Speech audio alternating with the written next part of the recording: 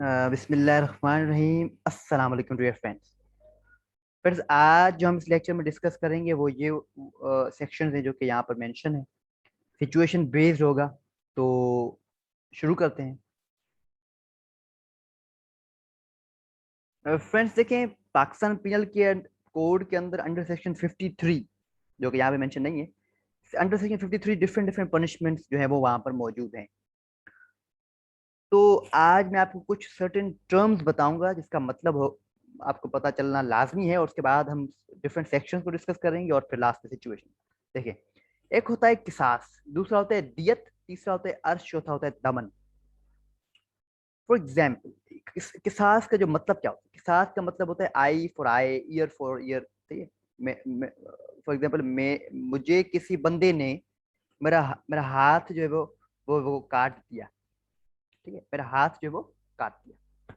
अब मेरे मेरे पास ये हक है, मेरे पास ये हक है कि मैं कोर्ट के पास जाऊं और कोर्ट को कहूं कि किसास पनिशमेंट जो है वो दी जाए। किसको? उस बंदे को जिसने मेरा हाथ काटा। अब उसको किसास पनिशमेंट दी जाएगी। किसास पनिशमेंट क्या होगा कि उस बंदे का भी हाथ काटा जाएगा। फिर सर्टेन सिचुएशंस हैं वो एसेंशियल है किसास को पूरा करने के, वो उनको छोड़ दे, बस समझ जाए कि किसास क्या है। किसास के अंदर एक तो हर्ट हो गया, दूसरा उसके अंदर डेथ भी होती है। फॉर एग्जाम्पल, मुझे किसी बंदे ने मार दिया। अब मेरे पेरेंट्स जो है वो, जो विक्टिम पार्टी होगी जाहिर है, फिर उसके पास आके कि वो कोर्ट के पास जाए, कोर्ट को कहें कि किसास पनिशमेंट को इन्फोर्स किया जाए और उस बंदे को, जिस बंदे ने मारा मेरे बेटे को, उस बंदे को मारा जाए। यह हुआ किसास। सर्टेन सर्कमस्टेंसेस, सिचुएशन, केसेस ऐसे होते हैं जहां पर किसास को एप्लीकेबल नहीं करवाना चाहती विक्टिम पार्टी। फॉर एग्जाम्पल, मुझे किसी बंदे ने मार दिया, मेरे पेरेंट्स कहते हैं कोर्ट को कि नहीं, हम नहीं चाहते कि हमारे बेटे को मारा गया, अब हम किसी के बेटे को मार दें। हम ये नहीं चाहते। हम क्या चाहते हैं? हम चाहते हैं कंपनसेशन। हम चाहते हैं कि हमारे बेटे को मारा गया, उसके बदले हमें पैसे दिए जाएं, ताकि कुछ वक्त के लिए, ये तो है तो इररिपेरेबल लॉस, मगर कुछ वक्त के लिए हमें सुकून मिल जाए पैसों की वजह से। तो अब जब पैसे मिलेंगे उन को कौन देगा? वो बंदा जिस बंदे ने मुझे मारा था। अब वो जो पैसे मेरे पेरेंट्स को मिले, वो उसको हम कहते हैं दियत। ठीक है, ये हुआ दियत। मगर दियत हमेशा होता है डेथ की सिचुएशंस में। ठीक है, डेथ की सिचुएशन में याद रखें। मगर अब क्या हुआ कि एक सिचुएशन है जहां पर मुझे किसी बंदे ने मेरा हाथ काट दिया, और मेरे पेरेंट्स कहते हैं कि नहीं भाई देखिए, हम जो है वो नहीं चाहते किसी दूसरे बंदे का भी हाथ काटा जाए, हमें कंपनसेशन दें। तो अब यहाँ पर जो कंपनसेशन होगी वो दियत नहीं होगी, क्योंकि दियत जो है वो हमेशा डेथ की सिचुएशन में होगी। तो अब यहाँ पर जो कंपनसेशन होगी उसको हम कहते हैं अर्श। ठीक है, ये क्या होगी? अर्श। अर्श जो है वो फिक्स्ड अमाउंट होता है। अर्श का फिक्स्ड अमाउंट कौन सा होता है? वो अमाउंट जो कि डिपेंड करता है वैल्यू ऑफ दियत में।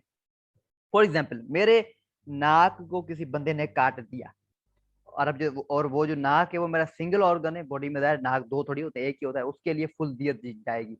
फुल दियत क्यों दी जाएगी? ये एक कोर्ट कहेगी बेटा आप देखें, आपने उस बंदे का नाक काट दिया, अब सपोज करें उस नाक काटने से वो बंदा मर जाता, तो क्या तुम फुल दियत नहीं देते?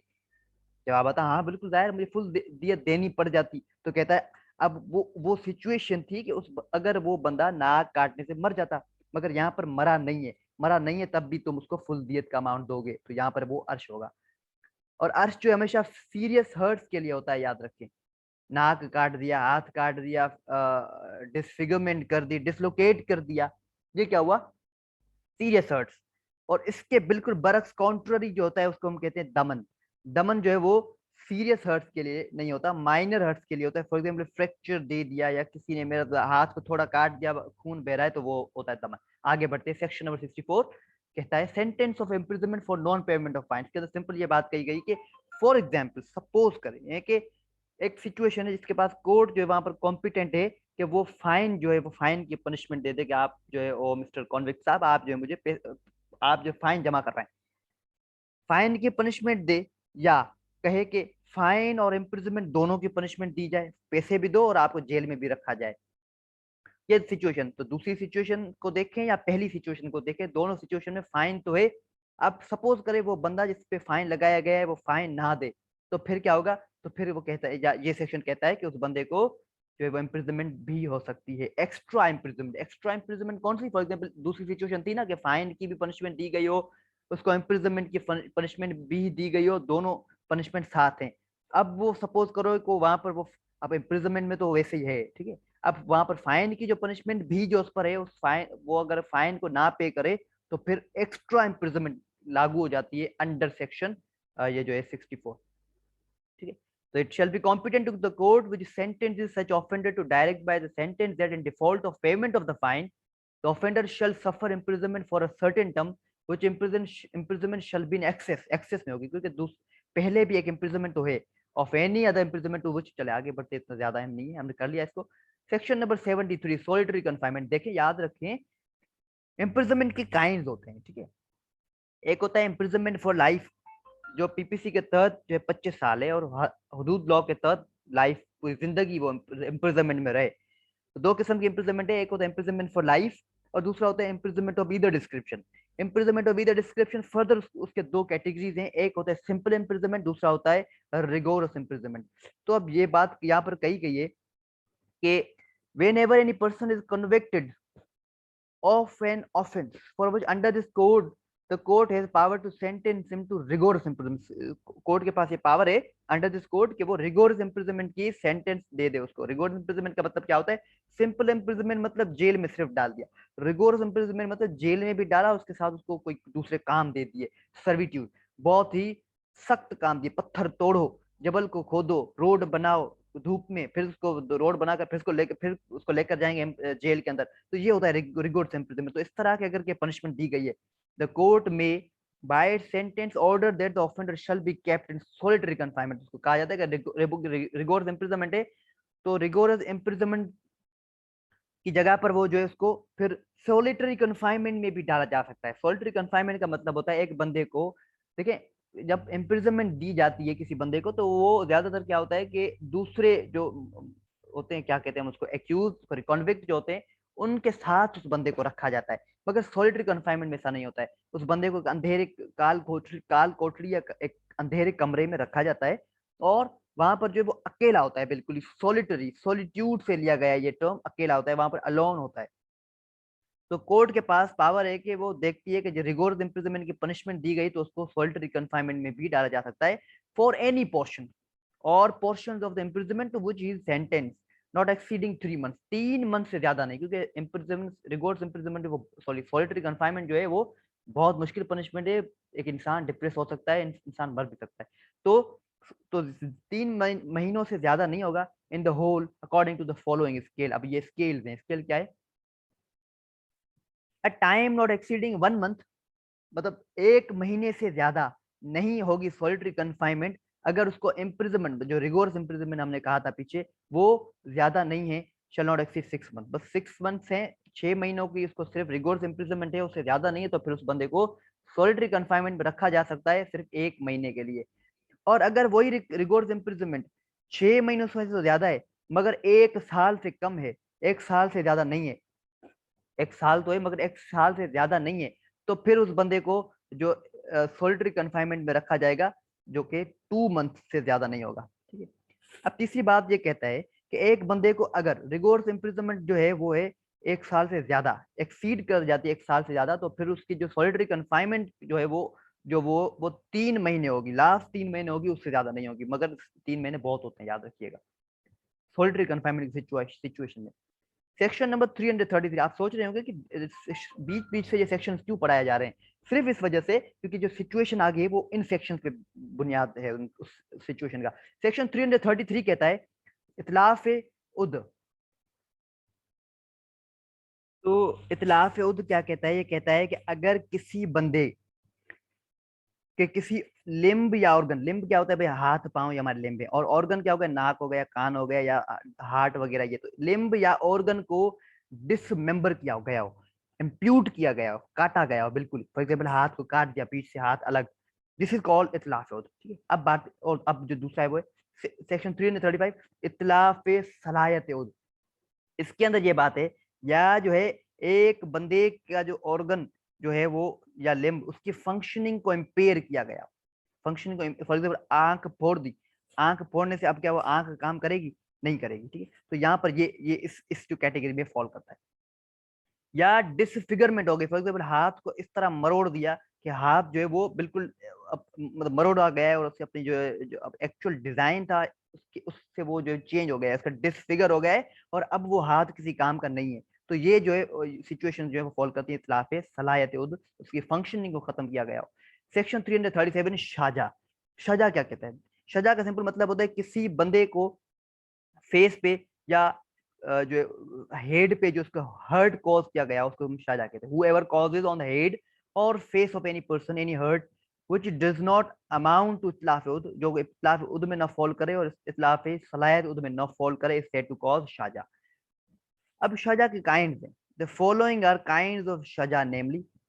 अब नेमली इसको नीचे देखते, ये देखें, whoever causes shaja without exposing bone of the victim is said to cause shaja खफीफा। इसका क्या मतलब हुआ कि फॉर एग्जांपल देखिए यहाँ पे शजा का मतलब क्या होता है, फेस या हेड पे जो अटैक हो, हर्ट हो उसके अंदर। अब क्या होता है कि मेरे को किसी ने डंडा मारा, मेरे जो हड्डी में दर्द हुआ, किसी भी हड्डी, हेड या फेस की किसी भी हड्डी में मुझे दर्द हुआ, मगर वो एक्सपोज नहीं हुई, वो जो बोन जो हड्डी है वो एक्सपोज नहीं हुई, मतलब गोश्त नहीं उतरा, वो हड्डी जो व्हाइट कलर की वो नजर नहीं आ रही, तो वो जो फॉल करता है शजाए खफीफा में। दूसरी जो सिचुएशन है, by exposing any bone of the victim without causing fracture state to cause शजा। फॉर एग्जांपल मेरे मेरे जो बॉडी, मेरे जो हेड या फेस के किसी इलाके को, फॉर एग्जांपल फोर हेड जो है, पेशानी जिसको हम कहते हैं, फोर हेड को नाइफ से, खंजर से काटा गया। फोर हेड के जो जिसका गोश्त है, जो इसको हम कहते हैं फ्लेश है, उसको काटा गया है। और अब उससे क्या हो रहा है कि जो मेरी बोन जो है अंदर से व्हाइट कलर की नजर आ रही है, बोन जो है वो नजर आ रही है, मगर वो बोन जो है फ्रैक्चर नहीं है, बोन पे कोई अटैक नहीं हुआ, मगर बोन सिर्फ नजर आ रही है। तो उस वो जो हर्ट है वो फॉल करता है शजाए मुदिया में। तीसरी जो है वो है by fracturing the bone of the victim. Bone जो है विक्टिम की फ्रैक्चर है विदाउट डिसलोकेटिंग इट, मतलब वो जो बोन जो है वो फ्रैक्चर तो हुई है, मगर वो जो अपनी जगह से हटी नहीं है, वो अपने डिसलोकेट नहीं हुई। कोई भी हड्डी, फॉर एग्जांपल कोई भी जो हमारे हेड या फेस पे जो भी हड्डियां हैं, वो जो है फ्रैक्चर तो हुई है, अंदर से टूट तो गई है, थोड़ा उस पे जो जख्म तो है हड्डी पे, उसका जो टुकड़ा जो टूट तो गया है, मगर वो डिसलोकेट नहीं हुई, अपनी जगह जगह पर ही है बिल्कुल, वहां से वो हटी नहीं है। से टू कॉज शजाए हाशमिया। फोर्थ है बाय कॉजिंग फ्रैक्चर, फ्रैक्चर भी है बोन पे of the victim and thereby the bone is dislocated, फिर एक फ्रैक्चर भी हुआ और वो अपनी जगह से हट जाए बोन, ऐसा कोई अगर हर्ट है तो फिर वो फॉल करेगा शजाए मुनाकिला में। अब फिफ्थ है by causing fracture of the skull of the victim so that the wound touches the membrane of the brain, brain की मेम्ब्रेन पे जहाँ पे सोच का जो जखीरा होता है वहां पर जाके वो हर्ट जो है वो टच करे, से टू कॉज शजाए अमा। अब पनिशमेंट ये, सॉरी अब ये six number, by causing fracture of the skull of the victim and the wound ruptures the membrane of the brain is said to cause शजा। ऊपर क्या था, जाके टच करता है मगर रप्चर नहीं करता, यहाँ पर जो है वो फ्रैक्चर भी हो गया स्कल, और जो है वो मेम्ब्रेन जो है वो वहां पर उसको जाके रप्चर कर देता है ब्रेन की, तो फिर उसको हम कहते हैं शजाए दमीगा। ठीक है। अब सेक्शन 337 ए जो कहता है पनिशमेंट ऑफ सजा। पनिशमेंट जो है इसको हम बिल्कुल सारा नहीं डिस्कस करेंगे, आप जिससे इसको पढ़ोगे तो पता चल जाएगा, मगर एक जो जो मैं पढ़ाना चाह रहा हूँ सिर्फ वो ही हम इस चीज के अंदर डिस्कस करेंगे। ठीक है। whoever by doing any act with the intention of thereby causing hurt to any person, hurt किस तरह का हर्ट, या तो फेस पे हो या हेड पे हो, क्योंकि हम सजा पढ़ रहे हैं। ठीक है। to any person or with the knowledge that he is likely thereby to cause hurt to any person causes, क्या कॉज कर दे, अगर सजाए खफीफा कॉज कर दे तो फिर वो जो पनिशमेंट जहां पर है वो होंगी। सजाए मुदिया कॉज कर दे तो वो जो पनिशमेंट होंगी वो होंगी जो यहाँ पर मेंशन है। तीसरा नंबर है अगर सजाए हाशमिया कॉज कर दे तो फिर वो पनिशमेंट होगी जो ये यहाँ पर है। और सेक्शन 4 में बात करता है,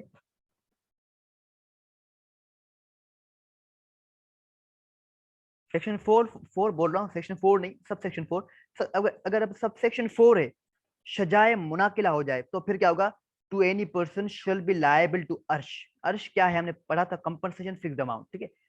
लायबल टू अर्श which shall be 15% of the दियत। कितना परसेंट दिया जाएगा दियत का, मैंने कहा ना, मैंने कहा था ना कि वो फिक्स्ड है और वो according to the value of दियत दिया जाता है जो है वो अर्श। तो यहाँ पर कितना दिया जाएगा, 15% ऑफ दियत अगर सजाए मुनाकिला है तो।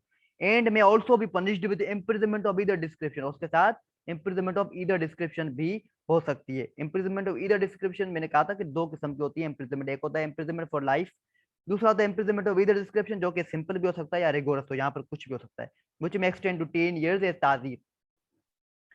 इसके बाद है सजाए अमा, टू एनी पर्सन, जो सजाए अमा वो होंगी जो यहाँ पर मेंशन है उसके लिए पनिशमेंट, ठीक है। अब सजाए दमीगा वो पनिशमेंट सजाए दमीगा के लिए होंगी वो जो कि यहाँ पर मेंशन है। अब बढ़ते हैं हम सिचुएशन की तरफ, जो कि हम जो अभी जो अपने ग्राउंड बनाया है सिचुएशन को सोल्व करने के लिए, so let's start to solve this situation here.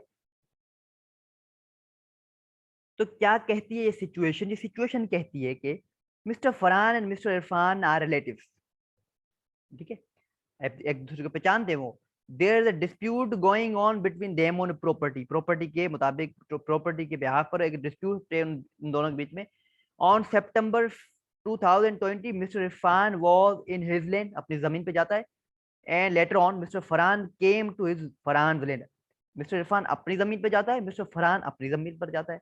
Both lands were adjacent to each other, एक साथ जो है वो कनेक्ट है दोनों की जमीनें। They started fighting because of which a facial bone of Mr. Irfan was fractured. क्या हुआ?